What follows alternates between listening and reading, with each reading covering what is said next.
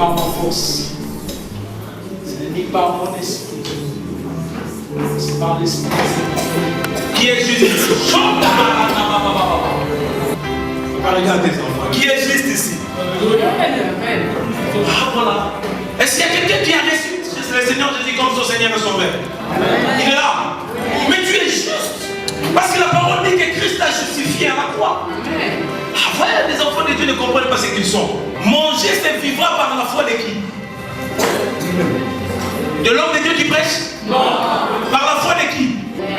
Alléluia. Amen. Je vais parler des choses qui vont bouleverser les choses. Mais je pense que ce matin, je vais parler comme un prophète. Je vais parler comme un prophète. Amen. Mais quand je parle comme un prophète, je ne veux pas dire parler comme un prophète de l'Ancien Testament comme vous attendez. Les prophètes de l'Ancien Testament sont encore aujourd'hui. Ils ne viennent que pour dire dans ce monde, je te vois grand ou petit, je vois les sorciers dans ta famille. Ce sont les prophètes de l'Ancien Testament. Le vrai prophète, le prophète que le Seigneur Jésus-Christ a établi, il doit décortiquer la parole de Dieu. Il doit bien expliquer la prophétie par excellence qui est la parole de Dieu. Il est écrit dans sa parole, examinez le prophétie. Amen. Mais il n'est pas écrit examiner la parole de Dieu. Il est écrit croyez à la parole. Amen. Mais vous ne voulez pas examiner. Quand un prophète arrive, surtout les prophètes ambulants qui viennent chez vous à la maison, quand ils viennent, ils prophétisent sur vous et vous croyez sans pour autant examiner. Moi je suis venu comme un prophète de la nouvelle alliance qui prophétise, qui déclare la parole de Dieu. Toute prophétie qui est en dehors de la parole de Dieu n'est pas la bonne prophétie. Alléluia. Ça c'est la vérité, mes bébés. Nous sommes au temps de la fin. Nous devons réparer les erreurs. Parce que Christ est en train de venir. Il viendra trouver une église saine. Amen. Amen. J'ai dit ce matin, j'ai le manteau d'un prophète. Amen. Voilà pourquoi j'ai seulement besoin de ta foi. Pendant que je vais déclarer des choses, je vais parler d'un thème, les mystères du changement de l'ordre. Chaque fois que Dieu a envoyé un prophète en Israël, c'était pour qu'il apporte une bonne nouvelle, un message. Alléluia. Alléluia. Amen. Mais la bonne nouvelle, c'est les enfants de Dieu étaient perçus comme une mauvaise aussi. Parce que le prophète ne venait pas seulement pour dire que Dieu va vous bénir. Non. Le prophète venait aussi pour dire aux enfants d'Israël, vous avez mal agi. Amen. Amen. Donc lorsque Dieu envoyait un prophète, et les enfants d'Israël se disaient, comme le prophète est venu, c'est qu'il y a un message. Imaginez le jour où Samuel est venu chez Isaïe pour oindre David. Isaïe a dit non, comme tu es là, c'est qu'il y a un message. Et ce matin, Dieu a envoyé un prophète qui est devant vous. Cela veut dire qu'il a un message pour toi. Je dis que cela veut dire qu'il a un message pour toi. Tu es un peu là, je suis en train de dire des choses pour te remonter. Un jour, Dieu a dit à Moïse, j'ai entendu les cris qui font pousser les agresseurs. J'ai vu la souffrance de mon peuple et je suis descendu. Est-ce que Dieu était descendu? Dieu était descendu? Dans la Bible, vous avez vu là où Dieu était descendu? Non. Mais oui, Dieu est descendu. Parce que la méthode de Dieu, c'est l'homme. Dieu est descendu dans Moïse. Aujourd'hui, Dieu est descendu au travers de moi. Amen. Ne seront pas bénis que ceux qui me voient comme un homme ordinaire. Amen. Bien aimé, un mystère, c'est simplement une vérité cachée. C'est ça un mystère. Une vérité cachée. Dans notre royaume, bien aimé dans le Seigneur, nous avons beaucoup de mystères. Voilà pourquoi il est écrit dans Matthieu chapitre 13, verset 11. Parce qu'il vous a donné de connaître les mystères du royaume. Amen. Dans notre royaume, le royaume de Dieu, il y a beaucoup de mystères que nous devons comprendre. En fait, la vie chrétienne est un mystère. Parce que nous sommes en train de parler d'un homme qui est mystère. Il s'appelle Jésus-Christ. Alléluia. Amen. si tu lis dans Colossiens chapitre 2, verset 2, tu verras que le vrai mystère de tout le temps, c'est Christ. Afin qu'ils aient le cœur rempli de consolation. Amen. Attends. Les aient remplis de consolation. Et puis qu'ils soient unis. Qu'ils soient unis. Dans la charité. Dans la charité. Et enrichis d'une pleine intelligence. Enrichis d'une pleine intelligence. Pour connaître le mystère. Pour connaître les mystères de Dieu. Les mystères. Pour connaître quoi? Les mystères de Dieu. C'est quoi maintenant les mystères de Dieu? Continue. Savoir si mystères dans lesquels sont cachés. Ça va, c'est bon. C'est quoi le mystère de Dieu? C'est Christ. C'est Christ qui est le mystère de Dieu. Donc quand nous parlons des mystères, nous voulons parler de Christ. Parce que c'est Christ qui est le mystère de Dieu. C'est ça que la Bible est en train de dire. Ce n'est pas Jésus, c'est Christ. Vous voulez tomber? Alléluia. Jésus, c'est celui qui a été pendu et crucifié à la croix. Mais Christ n'a jamais été crucifié à la croix. Jésus, c'est le corps. L'église n'est pas le corps de Jésus. Mais l'église est le corps de Christ. Le mystère, c'est Christ. Ce n'est pas Jésus. C'est pourquoi toi qui parles de Jésus, simplement, tu te comprends par ignorance. Mais il faut parler de Jésus-Christ. Ou tu dis Christ.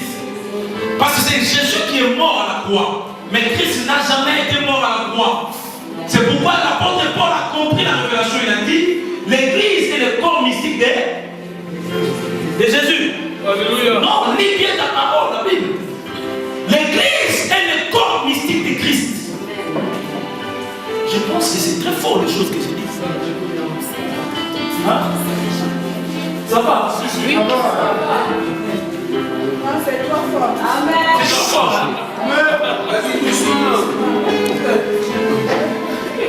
Merci. Merci.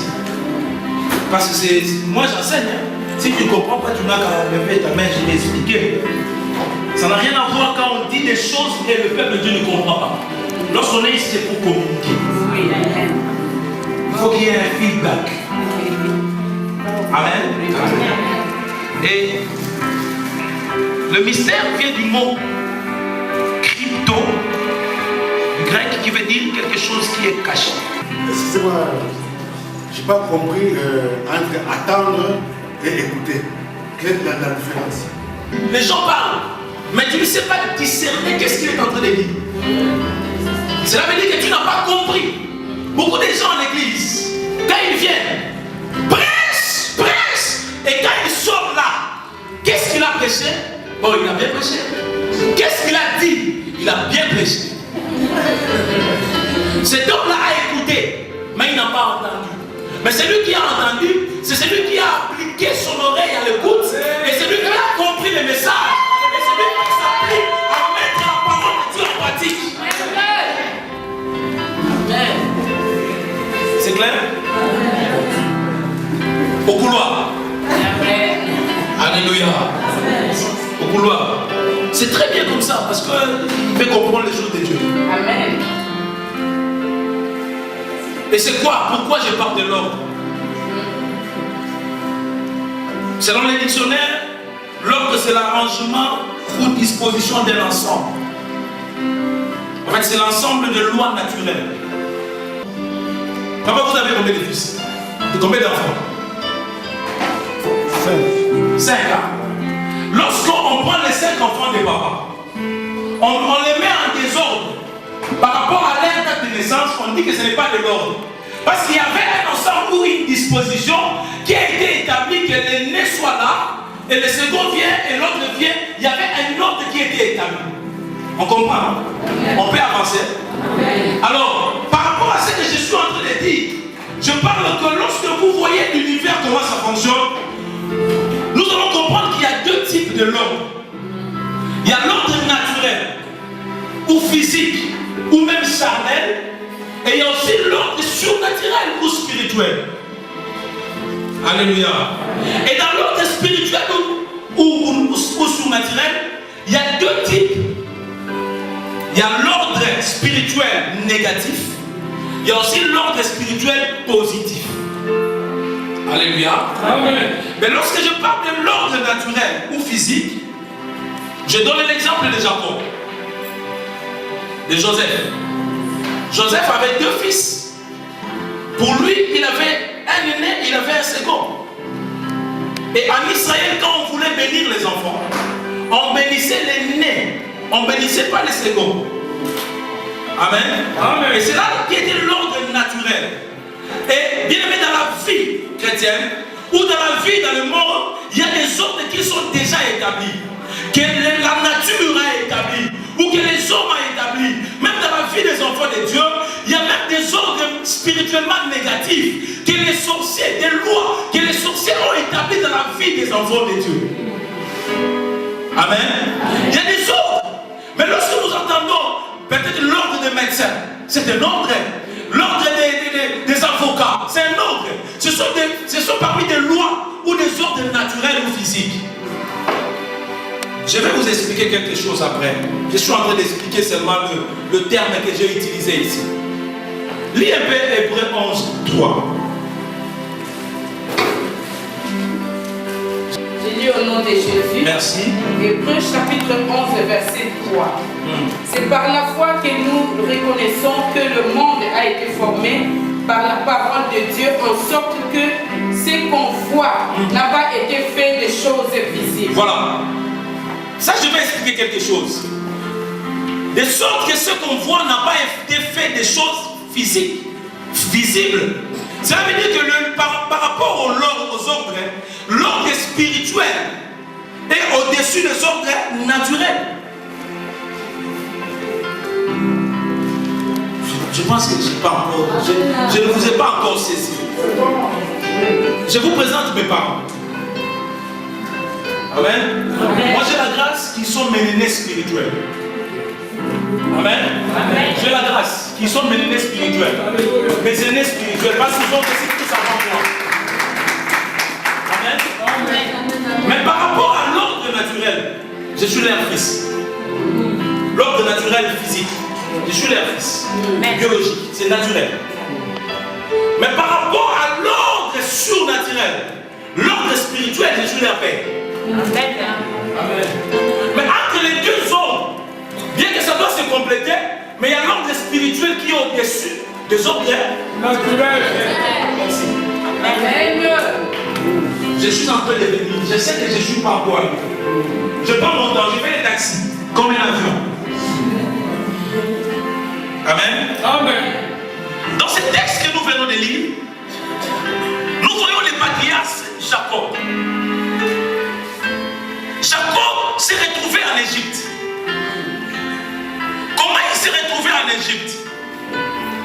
Parce que Jacob, lorsqu'il a rencontré Christ, le Seigneur lui a changé le nom pour donner Israël. Amen. Amen. Et Israël, c'était en fait le fils de Jacob, les enfants de Jacob. Mais lorsque vous voyez l'histoire de la Bible, vous voyez que Israël est allé en captivité ou en exil sous deux formes. La première forme, c'est ce qu'on appelle l'exil volontaire. C'est quoi l'exil volontaire? Jacob avait faim. Il n'y avait pas assez à manger là où ils étaient. Et il a envoyé ses fils pour aller chercher à manger. À partir de là, c'est alors qu'il s'est retrouvé en Égypte comme un esclave. Dans la vie des enfants de Dieu, il nous arrive d'entrer en exil ou de trouver des difficultés à cause des envies, à cause de nos consommations, à cause de vouloir chercher. Tu te retrouves quelque part dans des difficultés parce que tu es allé chercher. C'est pourquoi tu dois te contenter de ce que tu as ou de ce que tu es. Alléluia. Ne force pas la main de Dieu. Attends ton temps, bien-aimé dans le Seigneur. Les enfants d'Israël, ils se sont retrouvés en Égypte par exil volontaire. Parce qu'ils ont voulu cela. Aujourd'hui, beaucoup d'enfants de Dieu, à cause de vouloir faire plus que ce qu'ils sont, à cause de vouloir paraître, j'ai toujours dit, celui qui veut paraître disparaîtra. Alléluia. Amen. Et la deuxième forme de l'exil, c'était maintenant l'exil forcé. commençait, c'est quand ils désobéissaient à la voix de Dieu. Aujourd'hui, beaucoup d'enfants de Dieu ne veulent pas comprendre cela. S'il y a une difficulté dans sa vie, il voit directement les sorciers. Laisse-moi te dire, les sorciers n'ont rien à faire à toi si tu as Christ dans ta vie. Amen. Parce que toi, tu es le temple de Dieu. Le Seigneur habite en toi. Donc le diable n'a rien à voir. Mais pose-toi la question lorsqu'il y a un problème. Est-ce que tu n'as pas ouvert la porte? Est-ce que tu n'as pas désobéi à Dieu? Les enfants d'Israël, chaque fois qu'ils désobéissaient à Dieu, Dieu les frappait en l'envoyant en exil pour souffrir. Maintenant, tu te retrouves dans des situations difficiles aujourd'hui. Pose-toi la question. Toi-même, tu n'es pas la cause. Mais lorsque tu vois ces faux prophètes-là, ils te disent ce n'est pas toi, c'est ta famille. Tu vois ta famille en Afrique, ils sont en train de t'assorceler. Alors que toi, tu sais que le mari que tu as là, tu l'as pris, c'était un mari d'autrui. Tu n'es pas la cause. J'entends dans mon message. Je disais que je parlais de Jacob. Jacob est arrivé en Égypte. Il a suivi bien sûr Joseph qui était allé avant. Et lorsque Joseph est arrivé, quelques années après, ils avaient faim, ils sont arrivés. Et 17 ans après, la Bible dit, Jacob était fatigué. Oh, tu commences à dormir. Non. Jacob était fatigué. Jacob, c'est quelqu'un qui a fait l'alliance avec Dieu. Amen. Amen. Comme les hommes d'alliance ne meurent pas sans léguer une partie d'autorité à ceux qui restent. Jacob ne pouvait pas mourir comme ça sans pour autant bénir ses fils et ses petits-fils. Je vous dis, c'est comme ça. Les hommes d'alliance, c'est comme ça. Même dans les spirituels négatifs, un sorcier ne peut pas mourir sans qu'il puisse laisser.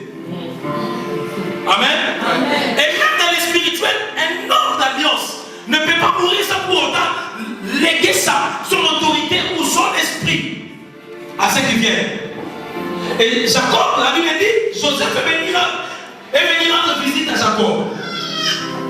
Joseph, quand il est arrivé en Égypte, la Bible dit qu'il avait mis au monde plusieurs enfants, mais il avait les deux premiers qui s'appelaient, tu te rappelles?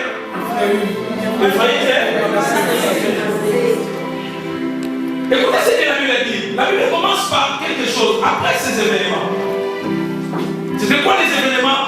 C'est que Joseph avait vraiment compris que son père allait mourir. Et il a compris qu'il avait besoin de la bénédiction de son père. Et la Bible dit que Joseph prend ses deux fils. Et si tu vois les versets premiers, la Bible parle de Manassé et Ephraïm. Parce que Manassé était l'aîné. Alléluia. Amen. Manassé était l'aîné. Ephraïm était le second. Donc par rapport à l'ordre naturel, c'est Manassé qui devait être béni. Mais tu sais quoi, bien aimé dans le Seigneur? Nous qui sommes chrétiens, des fois nous sommes bloqués parce que nous avons en nous la pensée de l'ordre naturel. Alors que lorsque tu reçois le Seigneur, tu n'es plus naturel, tu deviens surnaturel, donc tu ne dépends plus de l'ordre naturel, tu dépends de l'ordre surnaturel. L'ordre doit changer. Amen. Amen. Joseph arrive avec ses deux fils, ayant en tête la pensée naturelle. Il commence lui-même à dire Manassé et Ephraïm. Et quand on annonce maintenant à Jacob, et la Bible dit ceci, Jacob maintenant change la loi. Je peux avoir deux enfants s'il vous plaît? Deux enfants. Venez devant, je vais expliquer quelque chose. Lorsque Jacob est arrivé en Égypte, alléluia. Amen. Lorsque Jacob est arrivé en Égypte, il était en souffrance. Mais quand il a mis au monde, parce qu'en Égypte, chez les Hébreux, c'était comment?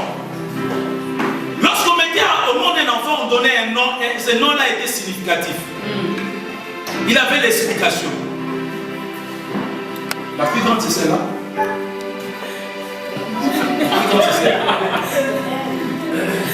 Joseph met au monde un enfant qu'il appelle Manassé, l'aîné. Amen. Amen. Et après, il met au monde un enfant qu'il appelle Ephraïm. Pourquoi Manassé?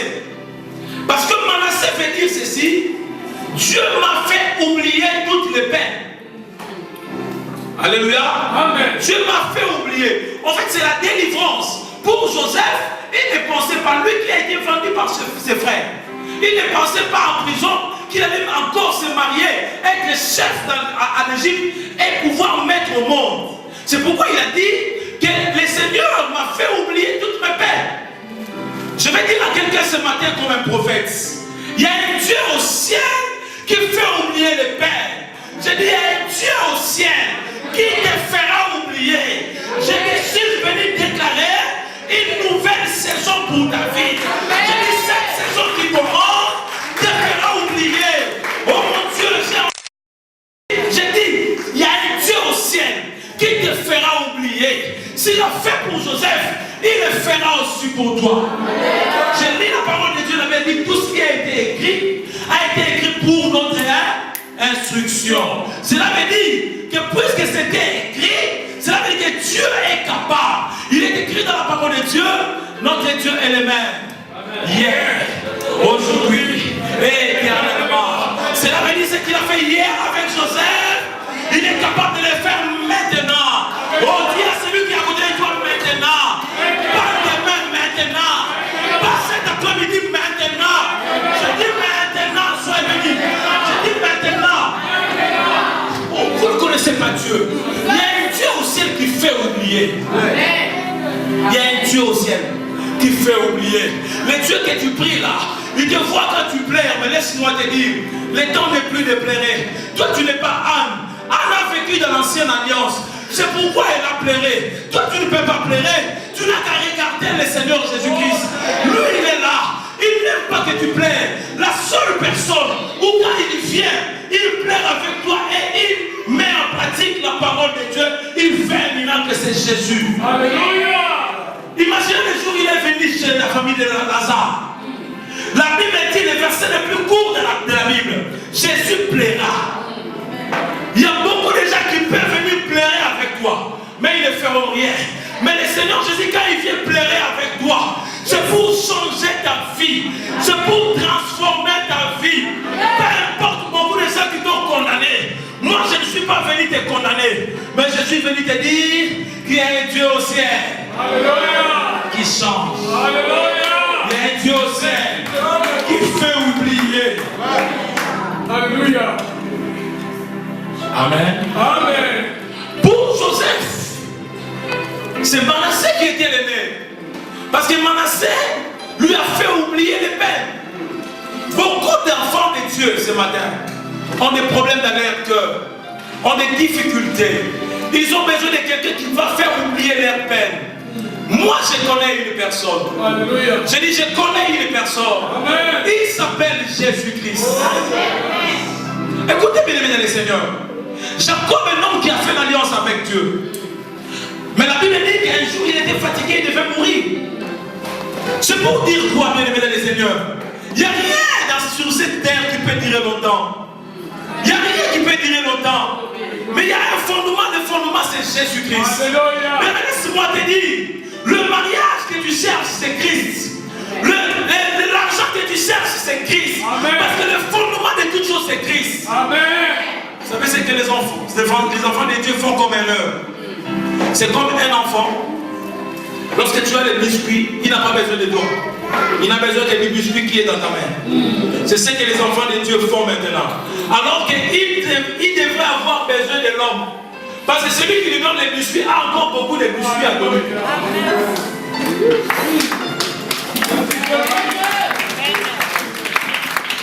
Mais ta paix qui passe, c'est ce que tu cherches. Car ils sont déjà retrouvés. Mais cherche d'abord le Seigneur Jésus-Christ. Un jour, bien aimé dans le Seigneur, Saül était en train de chercher les années de son père. Il était en train de chercher. Il a cherché par-ci par-là, il n'a pas trouvé. Et son serviteur lui a dit, allons voir un prophète. Lui, tout ce qu'il dit arrive. Il arrive chez ce prophète. Oh, là où j'aime, c'est que Saül avait compris le mystère. Il a dit, non, je ne peux pas voir un homme de Dieu comme ça, sans rien à voir. Toi, tu as l'habitude de venir voir l'homme de Dieu sans rien. Et le serviteur a dit, non, j'ai quelque chose. Ils sont allés, et l'homme de Dieu a dit ceci. Tout ce que tu cherches, tu l'as déjà retrouvé. toi maintenant tu as besoin de la royauté. Ça veut dire, bien aimé dans le Seigneur, ne cherche pas les biscuits qui est dans la main, mais cherche celui qui donne les biscuits. Alléluia. Merci Jésus. Je peux avancer. Bien aimé, je suis venu annoncer quelque chose. Le temps est arrivé où Dieu veut faire la différence entre ceux qui le craignent et ceux qui ne le craignent pas. Le temps est arrivé où Dieu veut changer l'ordre, où Dieu veut faire une transformation de l'ordre. L'ordre doit changer. J'ai dit l'ordre doit changer. Et Ephraïm veut dire quoi? Et Ephraïm veut dire Dieu m'a rendu fécond dans les pays de mon affliction. En fait, Ephraïm veut dire seulement la prospérité. Écoutez maintenant la logique naturelle de Joseph. Pour Joseph, quand il arrive quelque part, pour qu'il commence à avoir la prospérité, il doit d'abord oublier ce qu'il. C'était la logique naturelle. Alors que Jacob avait une autre révélation. Cette révélation de Jacob, il avait reçu cela avant. Mais Joseph ne comprenait pas. C'est pourquoi quand un homme d'alliance te dit je sais, attention. Parce qu'il sait réellement. Amen. Amen. Si tu remontes à l'histoire, tu verras qu'Abraham avait plusieurs fils. J'avais dit l'autre fois que l'aîné de ses enfants c'était qui? Les fils aînés d'Abraham c'était qui? Ismaël. C'était Ismaël. Qui a été béni? Cela veut dire que Dieu avait déjà commencé à changer l'ordre. Dieu voulait dire à Abraham, l'ordre que vous les hommes vous avez établi, c'est votre ordre. Mais lorsque l'ordre me reçoit, lorsqu'il me rencontre, moi Dieu je change l'ordre. Et Dieu bénit Isaac. Lorsqu'Isaac met au monde maintenant, il met au monde, l'aîné d'Isaac c'était qui? Et Dieu a préféré qu'on bénisse qui? Je suis en train de dire Dieu a préféré. Parce que vous allez dire Jacob a volé. Non, Jacob était un homme excellent. Arrière de moi, c'est que vous dites que Jacob était volé. Oui, par rapport à son nom. Mais Jacob était un homme excellent, un homme qui savait saisir l'opportunité. D'ailleurs, je bénis le Seigneur parce qu'il avait une mère qui avait compris la révélation de Dieu. Oh Seigneur, donne-nous des mères qui comprendront la révélation de Dieu. Parce que c'était la volonté de Dieu que Jacob soit béni. Cela veut dire que l'ordre avait déjà changé. Mais Joseph ne connaissait pas que l'ordre avait déjà changé. Joseph est venu avec l'ordre naturel. Je commence d'abord par oublier mes peines et ensuite je serai prospère. C'était la logique de Joseph. C'est aussi la logique de beaucoup de gens ici. Je dois d'abord avoir les papiers puisque je fasse ça. Je dois d'abord faire ceci pour que cela arrive. Ça c'est l'ordre naturel. Mais lorsque quelqu'un reçoit le Seigneur, est-ce qu'il est encore naturel? Non. Est-ce qu'il est encore ordinaire? Non. Il devient extraordinaire. Alléluia. Est-ce que tu te connais toi-même? Amen. Est-ce que tu te connais toi-même? Écoutez bien les dans le Seigneur. La Bible dit clairement que Jacob, avant de bénir les fils, il commence à rappeler à Joseph tout ce qu'il a vécu. Il a dit à Joseph ceci: les dieux tout-puissants qui s'est montré à moi. Bien aimé, il faut à un moment donné qu'un enfant de Dieu puisse faire l'expérience de parler avec le Seigneur. Il y a un Dieu au ciel, bien aimé dans le Seigneur, qui se fait voir à ses enfants. Écoutez ce que Jacob dit. Il y a un ange. J'ai aimé là où il a parlé de l'ange.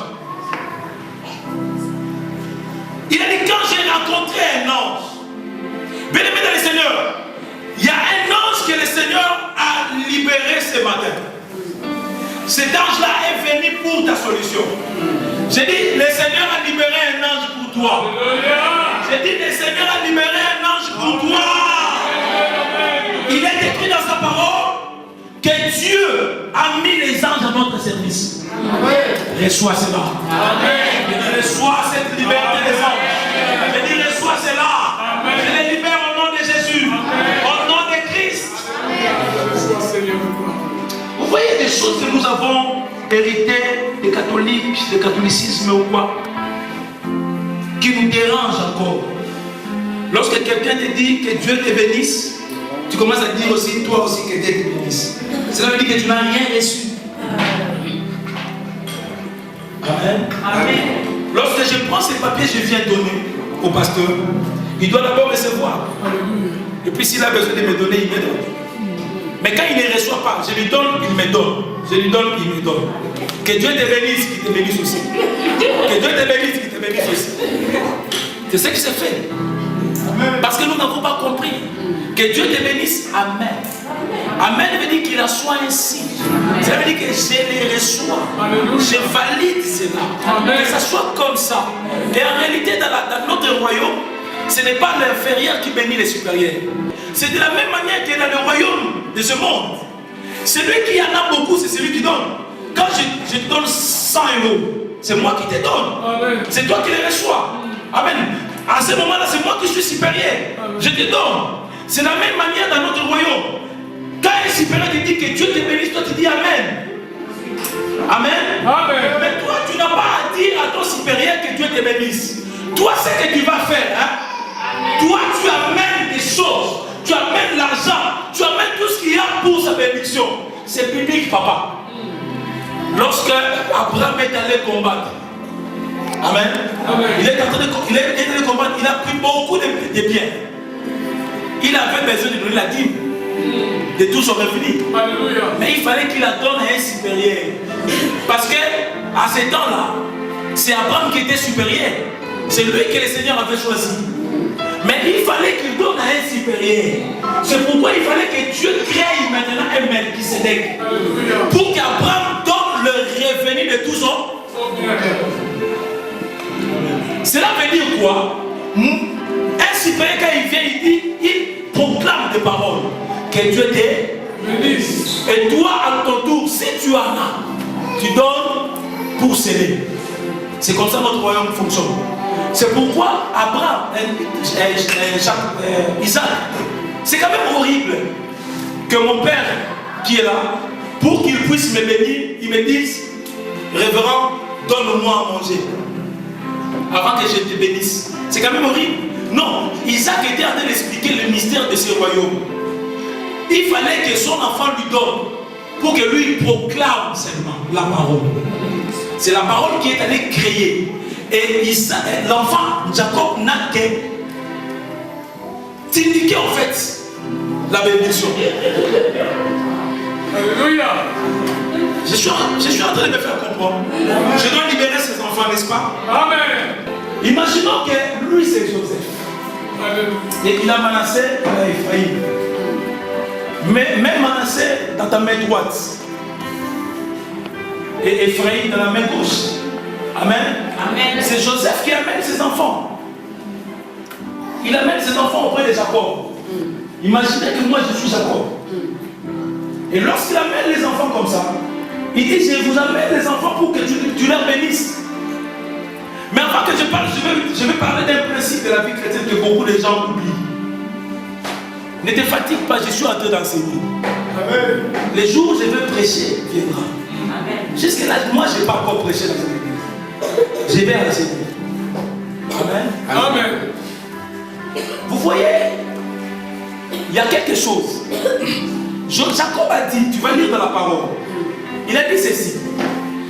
Je dois d'abord adopter ses enfants. Je les ramène au niveau du Ribé et Siméon. Pourquoi Jacob a préféré adopter d'abord les enfants avant qu'ils puissent les bénir?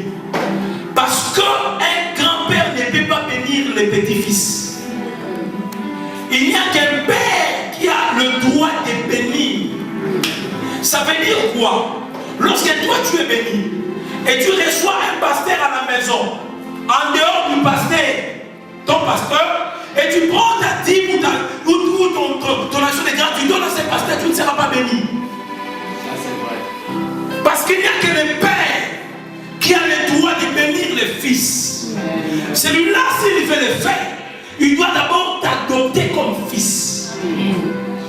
Amen.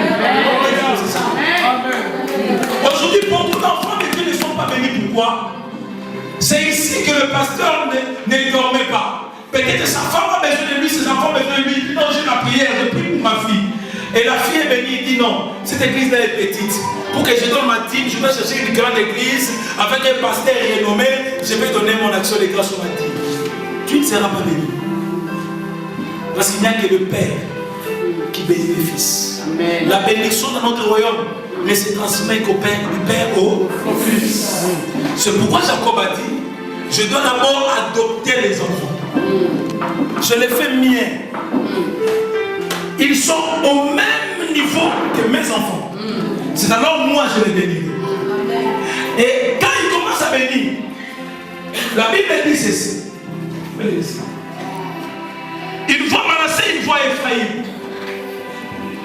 Pour lui, quand il parlait de Manassé, je m'excuse, il voyait que Dieu fait oublier la peine. C'était la délivrance. Quand il voyait Ephraïm, il disait la prospérité. Dieu m'a fait. Amen. C'est tout ce qu'il voyait. Et Joseph et Jacob viennent. Il prend sa main droite. Il pose sur Ephraïm. Ephraïm soit de l'autre côté. Manassé soit.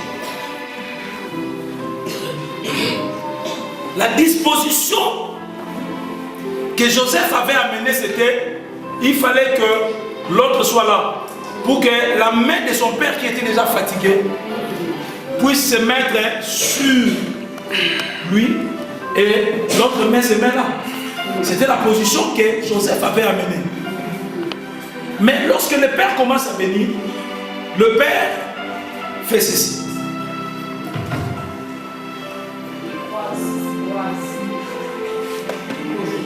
Amen. Amen. Le père fait ça. Et Joseph, par respect de la parole, quand quelqu'un prie, tu dis, je peux même le déranger. Quand quelqu'un qui est connecté à Dieu, tu n'as pas le droit de le déranger. Même si son enfant est mort, laisse-lui terminer la prière. Amen. Amen. Joseph était quelqu'un obéissant. Et son père était en train de prier. Et quand il termine, Joseph lui dit, Père, tu n'as pas bien fait. Il fallait que ta main soit là. D'ailleurs, Joseph lui-même commence à prendre la main de son père pour le mettre là.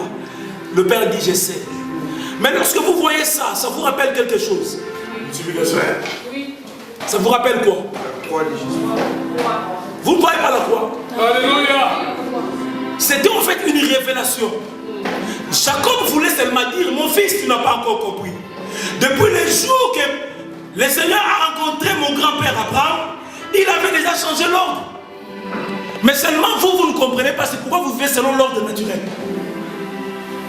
Amen. Vous pouvez... Cela veut dire quoi? Lorsque le Seigneur est arrivé, le Seigneur Jésus-Christ, lorsqu'il est arrivé, lorsque toi tu l'as reçu comme son Seigneur, comme ton Seigneur et son Sauveur, lui, il change l'ordre de ta vie.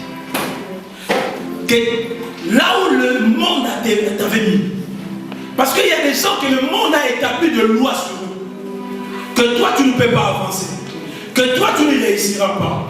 Toi, avant d'aller de l'avant, il faut que tu fasses ceci. Mais lorsque le Seigneur arrive, le Seigneur commence maintenant à changer l'ordre. Donc à la croix de Jésus, l'ordre a été changé. À la croix de Jésus, l'ordre a été changé. C'est pourquoi sur la croix, il a dit tout est accompli. J'ai horreur des hommes de Dieu qui pensent que le Seigneur n'a pas tout accompli à la croix. Oh non, tu vois, toi, il faut d'abord que tu fasses 21 jours de prière de jeûne. Mais Daniel qui faisait 21 jours de jeûne, est-ce que Daniel est égal à nous? Est-ce que nous avons le droit de faire 21 jours de jeûne de Daniel? Non, bien aimé, non. Pourquoi? Parce que Daniel priait un Dieu qui était au ciel. Mais nous prions un Dieu qui est dans notre cœur. Amen. Tu comprends? Amen. Depuis les jours où le Seigneur t'a rencontré, normalement, il a déjà changé l'ordre dans ta vie. Je proclame sur ta vie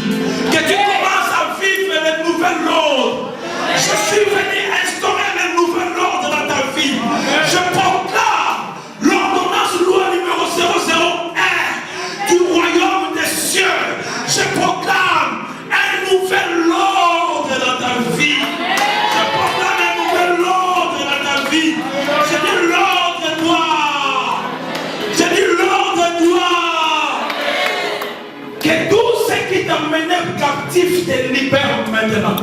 Amen. Écoutez bien, mesdames et seigneurs. Écoutez. La Bible dit, dans Psaume chapitre 110, tu commences par le verset 1er. Mais la révélation n'est pas ça. C'est pourquoi le jour où Pierre a répondu au Seigneur que toi tu es le Messie, le Seigneur a dit non, ce n'est pas toi. Parce que la révélation est spirituelle. Tu dois te connecter au ciel pour recevoir la révélation. Il faut avoir la révélation. Jacob avait la révélation. Beaucoup d'enfants de Dieu aujourd'hui n'ont pas encore compris que l'ordre a changé dans leur vie. Ils sont cantonnés à l'ordre naturel. C'est à cause du manque de révélation. Moi j'aime quelqu'un, il s'appelle Jean-Baptiste. Un homme plein de révélations. La Bible dit ceci dans l'évangile de Jean chapitre 1 verset 29. Jean 1 29. Écoutez cet homme. Bien, mais celui qui a la révélation ne voit pas comme tout le monde. Celui qui a la révélation ne pense pas comme tout le monde. Celui qui a la révélation n'agit pas comme tout le monde. Tu vois, j'étais en train de prier. Il y a papa qui s'est levé, il est venu ici là-bas. C'est à cause de sa révélation. C'est pas tout le monde qui a fait, mais lui a fait. C'est à cause de sa révélation. Celui qui a la révélation ne voit pas comme tout le monde. Celui qui a la révélation ne pense pas comme tout le monde. Celui qui a la révélation ne fait pas des choses comme tout le monde. Et il faut éviter d'être parmi tout le monde. Il faut être toi. Parce qu'aujourd'hui, qu'est-ce qu'il y a dans l'église? Quand on s'appelle, tu vois toi, il ne faut même pas donner. Tu vois toi, et lui aussi, il accepte, il met ça. Non, chacun a sa révélation. Il y a un jour, il y avait plusieurs gens.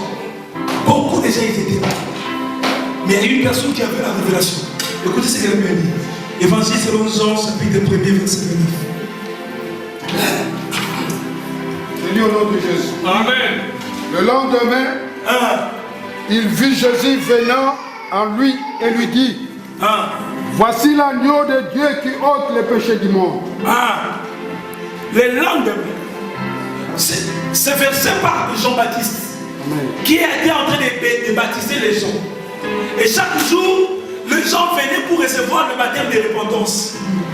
Amen. Amen. Et la Bible dit le lendemain, lorsque lui, il y avait beaucoup de gens, mais lorsque lui a vu Jésus-Christ, Amen. Amen. Qu'est-ce que les gens qui étaient à côté de lui voyaient? Un homme. Il voyait un homme qui venait, qu'on appelait Jésus-Christ. L'autre qui était à droite, il voyait un homme. Ceux qui étaient devant voyaient un homme. Même ceux qui marchaient avec lui voyaient un homme. Mais lui, il a vu l'agneau de Dieu. Le lendemain, quand il a vu Jésus, il a dit voici. Je suis venu dire au peuple de Dieu, il y a un agneau. Ouvrez vos yeux pour voir. Voici l'agneau de Dieu qui vient ôter les péchés. Non pas seulement les péchés, mais tout ce qui te dérange. Pourquoi? Parce que le mal est entré à cause du péché. Le péché, c'est le fondement du mal. Lorsque le péché est ôté, le mal est ôté. Voici l'agneau de Dieu qui vient ôter ta malédiction. Voici l'agneau de Dieu qui vient ôter ta pauvreté. Voici l'agneau de Dieu qui vient ôter tes difficultés. Voici l'agneau de Dieu. Il faut avoir la révélation. Amen. Bien-aimé, l'ordre a changé. Amen. Mais je crois que tu te poses une question comme moi. Comment cela peut arriver? Dieu a mis à notre service les anges qui sont les esprits. Il y aura une intervention des esprits qui viendront transformer et changer l'ordre de ta vie. Amen. Vous savez, pendant que je suis en train de parler, je vois le Seigneur en train de changer beaucoup de choses. Mais je sais que pendant que je parle comme ça, tu te dis, je suis entré comme ça, je vais rentrer comme ça. J'ai des difficultés, rien ne va changer. Mais je vais te dire une chose. Le jour où Moïse a vu les enfants d'Israël, ils sont venus vers lui pour les Égyptiens viennent et la mer rouge est devant. Qu'est-ce que nous avons fait? Moïse fait sortir une parole de déclaration. Il dit, les Égyptiens que vous voyez aujourd'hui, vous ne les verrez plus. J'ai une question. Pendant les 5 minutes après que Moïse puisse déclarer cela, est-ce que les Égyptiens n'étaient pas là? Ils ne venaient pas. Mais la parole était déjà déclarée. La Bible dit Dieu est derrière sa parole. La parole de ses envoyés pour donc l'homme de Dieu avait déjà. Et la parole était en train de chercher la souffrance. Je libère la parole de Dieu en ça. Je dis je libère la parole de Dieu. Je dis je libère la parole de Dieu. Écoutez bien aimés le Seigneur. Lorsqu'il y a la famine, lorsqu'il y a la sécheresse, les hommes qui n'ont pas la foi, ils voient que la sécheresse est là. Mais ceux qui ont la révélation ne voient pas la sécheresse. Ils s'accrochent à la parole de Dieu. Peu importe ce que Dieu est en train de vivre maintenant, ne vois pas ce que tu vois là, mais ouvre les yeux spirituels pour voir ce que Dieu a décrété pour faire. Je déclare l'ordonnance numéro 002 du royaume des cieux. Je déclare le changement de l'ordre dans ta vie.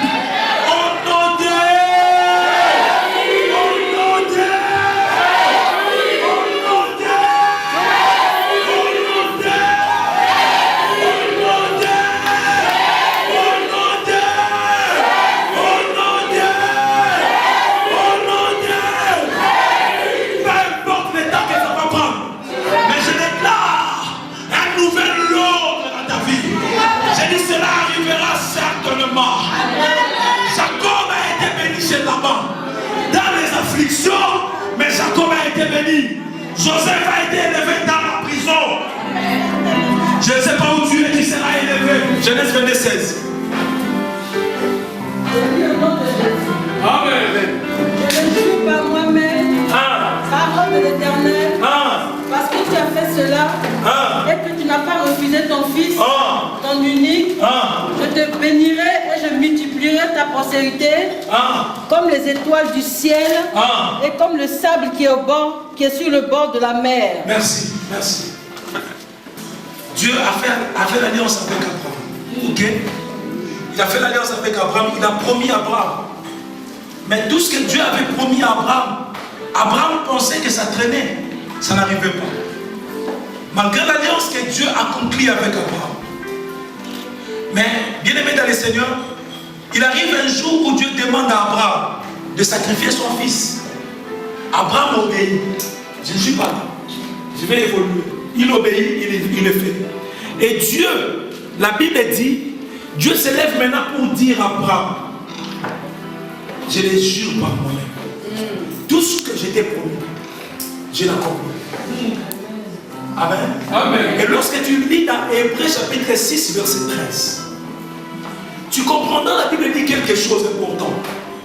Dieu, parce qu'il n'a pas trouvé quelqu'un qui était supérieur à lui, c'est pourquoi il agirait par lui-même. Si tu es congolais comme nous, biologique, chez nous, lorsque quelqu'un veut te dire quelque chose et il veut te rassurer que c'est vrai, qu'est-ce qu'il fait? Il vient et dit, hein? Tu comprends? Au nom de mon père qui est mort, au nom de ma mère, et que t'as pas. Et lorsqu'une personne te fait ça, cela veut dire qu'il veut te dire que je suis convaincu à ce que je te dis, que c'est la vérité. Ce que je te dis là, c'est la vérité. Amen. Amen. Et maintenant, ça, ce n'est pas un homme qui jure, mais c'est Dieu qui jure.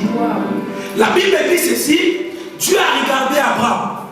Il a dit, je ne trouve pas quelqu'un qui est supérieur à moi. Mais je dois faire quelque chose pour qu'Abraham croie. Parce que de nature de l'homme a difficulté de croire. Surtout quand il ouvre les yeux physiques. C'est pourquoi il faut avoir l'habitude d'ouvrir les yeux spirituels. Amen. Amen. Et il dit, mais qu'est-ce que je veux faire à Abraham? Ah, il s'est dit, ah, je dois faire quelque chose, je dois gérer. Amen. Et Dieu regarde, il n'y avait pas quelqu'un qui était au-dessus. Je vais dire à quelqu'un ce matin, pour que Dieu change de l'ordre de ta vie, pour que Dieu te bénisse, il ne trouve pas quelqu'un qui est supérieur à lui. Même le plus grand sorcier de ta famille n'est pas supérieur à Dieu. Lorsqu'il regarde à gauche, il regarde à droite, il regarde au-dessus de lui, il n'y a personne. Même le prince de ce monde ne sont pas supérieurs à Dieu. C'est pourquoi Dieu a regardé Abraham. Il a dit, je les jure, je t'ai béni. Et ce matin, il m'a dit de te dire quelque chose. Nous on disait des fois. Amen. Et Dieu regarde Abraham pour dire, non, pas moi. Je te bénirai. Amen. Et aujourd'hui, tu dois croire ça. Aujourd'hui, ce n'est pas Abraham. Il est parti. Aujourd'hui, c'est toi. Et Dieu s'est dit ceci. Répète encore. J'aimerais que tu répètes encore. Ah, tu as bien complété. Wallahi. Wallahi.